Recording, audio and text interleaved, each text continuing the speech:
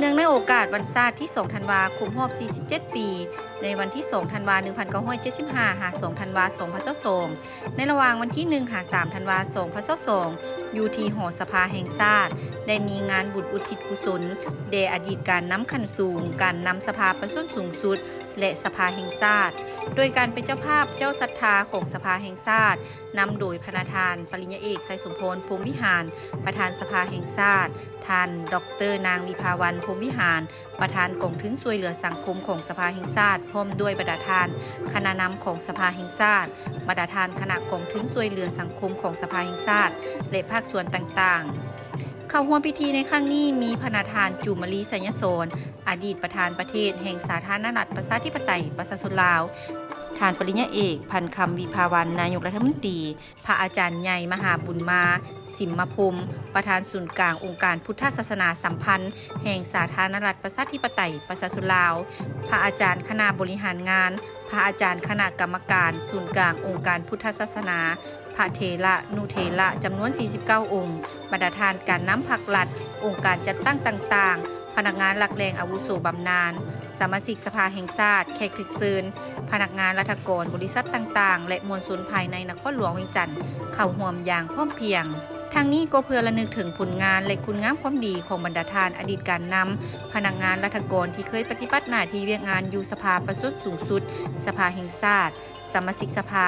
ได้เสียชีวิตไปแล้วนั่นและเพื่ออุทิศส่วนบุญกุศลให้แก่อดีตการนำผักหลัดโดยเฉพาะแมนอดีตการนำขั้นสูงของชาติประธานรองประธานสภาประชุมสูงสุดอดีตการนำของสภาแห่งชาติสมาชิกสภาแห่งชาติที่ได้ล่วงลับไปแล้วซึ่งประกอบมีกองบุญและกองอัฐะทั้งหมด31กองเพื่ออุทิศถึงบรรดาทานอดีตการนำขั้นสูงประธานไกรสนพรหมวิหารอดีตประธานสภาประชุมสูงสุดและอดีตประธานสภาแห่งชาติประธานสุภานุวงศ์ประธานหนูหักภูสวรรค์และประธานสมานวิญญาเกตอดีตรองประธานสภาประชุมสูงสุดและรองประธานสภาแห่งชาติท่านศรีสมพรโลวันไซท่านศรีทนกรมดำท่านไฟด่างโรเบียยาวท่านคำสุแก้วลาและท่านคำบูสุนิไซอดีตการนำคณะประจำสภาประชุมสูงสุดและอดีตกรรมการคณะประจำสภาแห่งชาติท่านวงเพชรไซเกอร์ยาจงตัว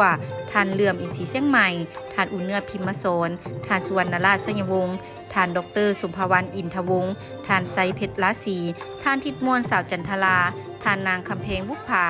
ท่านสีเมยนามราษาท่านดร.คำเลียงพุนเสนาท่านเกยุ่นยศไซวิบุญท่านดร.บัวศรีโลวันไซท่านท้องสาปัญญาสิทธิ์ท่านพุทธจตวาไซสมเพงสุริยาวงศาท่านสุมพรขยองเอกท่านพ้นตีบุญทนจิตวรพลท่านคำสิงไสยกรท่านดวงดีอุทจักรและท่านพลจตวาวิไลดวงมณีเป็นบุญเจริญกุศลในวันศาสตร์ที่2ธันวาอันเป็นวันปลดปล่อยประเทศชาติเอกราชอำนาจธิปไตยในการจัดกองการกลากุศลในทางรัฐสภาในส่วนนี้ข้าฝ่าวัดศีลธรรมนี้มีองค์ประกอบอยู่3ประการองค์ประกอบของวัดศีลธรรมมี3ประการก็คือ1ธรรมาธิปไตยในโลกนี้ยอมตั้งมั่นด้วยคุณศีลควรธรรมอันเป็นธรรมอันถูกต้องก็คือเอาธรรมเป็นที่ตั้งปราศจากและซึ่งอำนาจอคติ4นำเอาธรรมเป็นที่ตั้งเพื่อความปรองดองชาติรวมทั้งกองของบรรดาทานอดีตรองประธานกรรมาธิการอดีตพนักงานบำนาญของสภาแห่งชาติและเจ้าถิ่นเจ้าฐานกิจกรรมงานบุญใหญ่ครั้งนี้บรรดาทานการน้ำผักรัฐกรและภาคส่วนต่างๆได้ห่างหากักเกี่ยมในวันที่1ธันวามือขึ้น8ค่ำเดือน1พศ2565วันที่2ธันวา2022กงกับมือขึ้น9ค่ำเดือน1พศ2565ได้เป็นมือจัดตั้งกองบุญและรับโมทนาทานพร้อมทั้งสูตรปริตะมงคลและฟังธรรมเทศนาหนึ่งกันและครบงานกองบุญตามฮีตโคง